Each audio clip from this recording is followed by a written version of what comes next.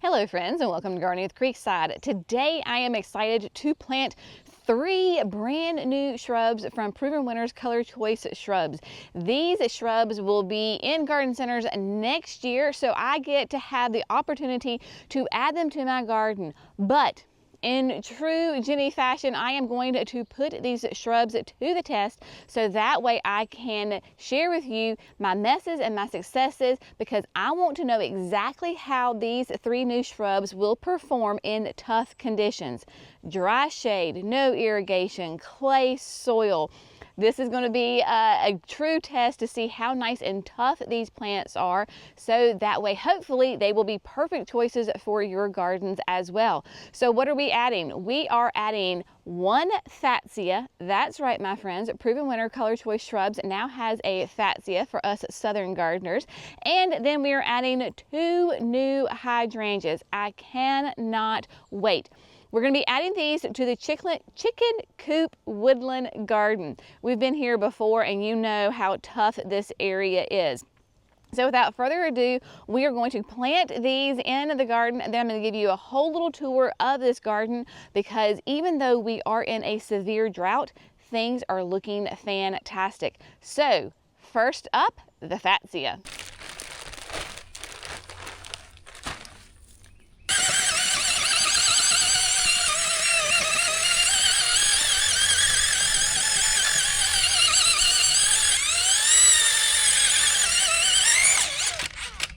My friends, I am excited to introduce to you High Five Green Fingers Fatsia from Proven Winners ColorChoice Shrubs. This is going to be such a fun addition to this woodland garden. Now, this is going to be for us southern gardeners. This is hardy in zones 8 to 10. However, my cooler weather folks, you can absolutely have this. Put it in a container, enjoy it outdoors all summer long. The weather starts to turn cool, bring it in and use it as a houseplant. Now, Fatsias are infamously known for those dry shade gardens. So I have very high hopes that this is going to absolutely thrive here. Very excited to get my hands on this. When Jerry and I attended the leaderboard event at Spring Meadow last July, they introduced us to this Fatsia. Could not wait. So I was very excited when our friends at the Proven Winner ColorChoice Shrubs sent me a couple. So I actually have a few, because I want to test out and see the different growing conditions that High Five Green Fingers will thrive in. Beautiful root system, nice and tight right here. So you saw me drill my hole, and before I drilled it, I went ahead and put some of the Ultra Outdoor Mix, which is a great compost, on top. So when I drilled the hole, it mixed in with the clay. Of course, we put our biotone in. The plant is nice and well watered.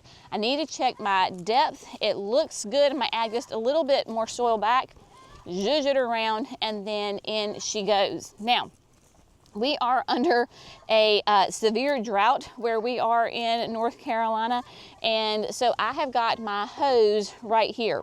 I am going to go ahead, before I backfill with my native soil, I'm going to put in some water, some nice and slow, so that the soil can get moist before I put all the other soil back in there. Now, High Five is going to be about 4 to 6 feet tall, 3 to 5 feet wide. I have chosen to put it towards the back of the woodland garden, obviously because it's going to get nice and big.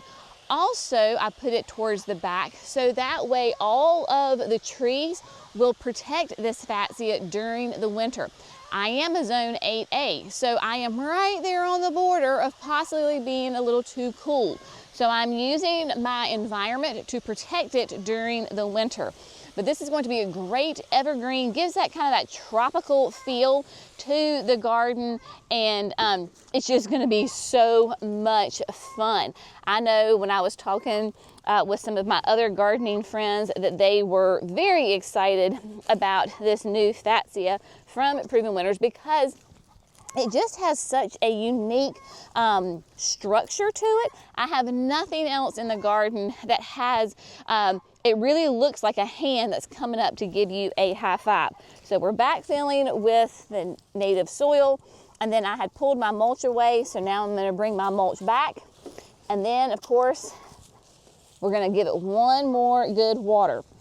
When you are adding plants to especially a dry shade garden during a drought, you're gonna have to make sure that you are giving it good supplemental water, because there is no irrigation in this bed. I have a hose close by. Think you want low and slow. You're not gonna come in here and blast them. You want a good deep watering at least once a week. Newly planted, you could probably do it at least twice a week. It does help that we're in the shade here, so we're just gonna give a good, nice drink of water. And the high five, this name is just killing me. The high five green fingers. But it makes me think that maybe there could be other Fatsias coming, because the high five and then this is green fingers, possibly. Who knows? I'll keep you updated once I find out. But if you're interested in this, you're gonna probably start to see this really widely available in garden centers next year. So in 2027. All right. Green fingers is in, so let's move on to a brand new hydrangea. This is a fun one.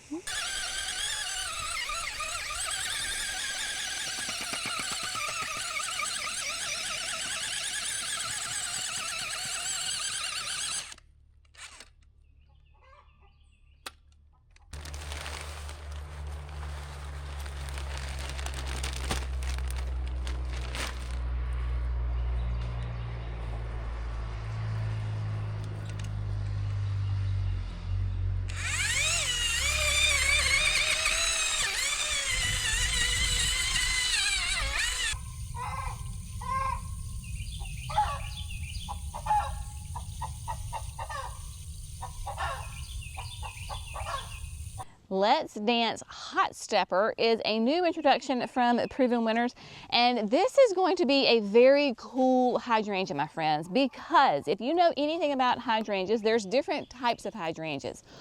Well, this Hot Stepper is going to be a cross between a Macrophylla hydrangea and a Serrata hydrangea. That is going to give us a continuous set of gorgeous, massive pink blooms that have like a white star on the inside. Hardy in zones 4 to 9, and it is rated for full sun to part sun. Now, when we talk about being a student of your own garden, it says full sun to part sun, zones 4 to 9. If you are a zone 4, 5, 6, you absolutely probably could put this in full sun. If you're a zone 7, 8, 9, then I would not recommend that you put this in full blazing hot sun, especially afternoon sun. Filtered sun is great. Morning sun is great. Hot Stepper is going to be 3 to 4 feet tall and about 3 feet wide. Now, when I drilled my hole, I hope that you were able to see the kind of soil that I'm talking about that I have up here. Just pure red, dry clay. So because this is so dry right now with our drought, I went ahead, drilled the hole, put some compost in, drilled it again. So there's just a little bit of compost in there to amend the clay soil. Filled up the hole with water. I'm putting the hydrangea in, let that soak up. This way I know that the roots are nice and damp. And then I just slowly backfill with this native soil that has a little bit of the compost added to it.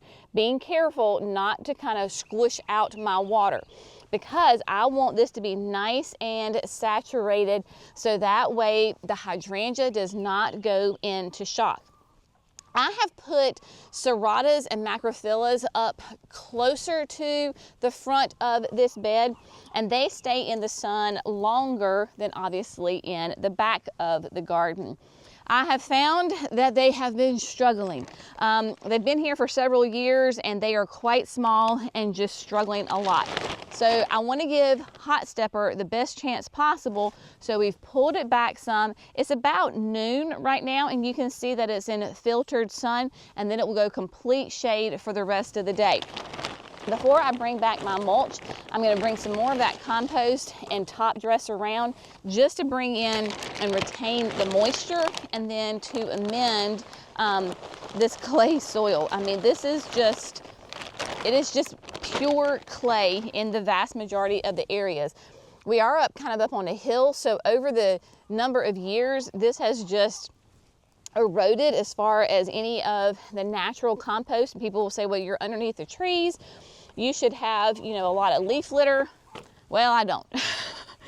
I don't. So, and then I'm bringing back the mulch to kind of, you know, cover that up, make that look pretty, and there you go. I'm going to water it one more good time.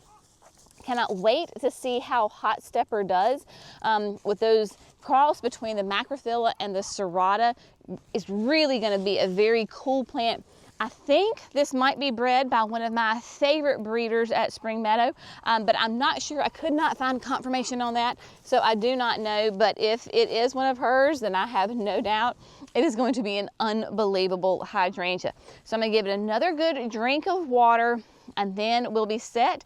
And then we're going to move on to one more hydrangea, and this is an improved version of one that already exists. It is a 2.0.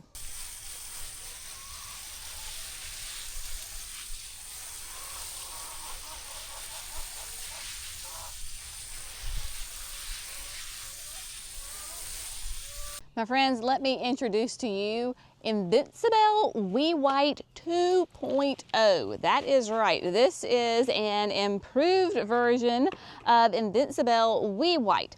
So what is the difference between Wee White and Wee White 2.0? Well, Wee White 2.0 is going to boast those absolutely beautiful, pure white arborescent flowers. So this is a smooth hydrangea. It means it's going to bloom on new growth. We love that. Start out that pure white, and then they will age to a lime green. Also, Wee White 2.0 is going to be smaller, about a 2.5 by 2.5. So that means it is perfect for the front of the flower bed in a container. It is hardy in zones 3 to 8, extremely cold tolerant, and even does well in my zone 8A garden. With my zone 8A garden, I know that even though it is rated as full to part sun, that my Invincibelles can take great morning sun. So they can still take that 5 to 6 hours of morning sun. They just need a break in the hot afternoon. So Wee White 2.0 is going to be the same. So here I put it a little bit closer to the front of the border because it's smaller, gets more sun. It is sandwiched between some Pittosporum, a camellia, a container. Of course, the container can be moved as Wee White 2.0 grows and gets nice and big. So I did the exact same thing. Drill the hole, put some compost in there, put it up with water, and then the biotone, and then I'm going to bring back my my mulch, and then of course water that in really well here. So this is going to be a really fun experiment to see how all of these 3 new introductions do here at the Chicken Coop Woodland Garden, because these are very tough growing conditions.